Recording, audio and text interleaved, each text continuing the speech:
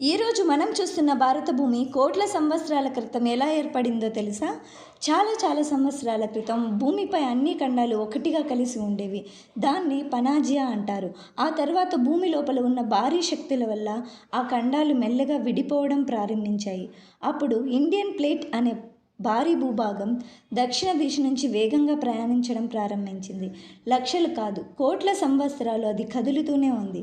చివరికి ఆ Indian plate Asia ఖండాన్ని భారీ శక్తితో ఢీకొట్టింది. ఆ ఢీకొట్టిన శక్తితో మన భూమి పైకి లేచింది. అలా ఏర్పడినవే హిమాలయ పర్వతాలు, ఇప్పుడు మనం చూస్తున్నవి. అవే ఇప్పుడు ప్రపంచంలోనే అత్యంత ఎత్తైన పర్వతాలు. అప్పటి నుంచి నదులు ప్రవహించాయి, అడవులు పెరిగాయి, జీవులు అభివృద్ధి చెందాయి. మెల్లగా మనకు తెలిసిన భారత భూమి ఏర్పడింది. భారత కథ మనుషుల కంటే ముందే ప్రారంభమైంది. ఇలాంటి మరిన్ని ఇంట్రెస్టింగ్ ఫ్యాక్ట్స్ తెలుసుకోవాలనుకుంటున్నారా? అయితే లైక్ చేసి షేర్ చేయండి. Thank you for watching and subscribe Suresh Vibgyor blogs. See you.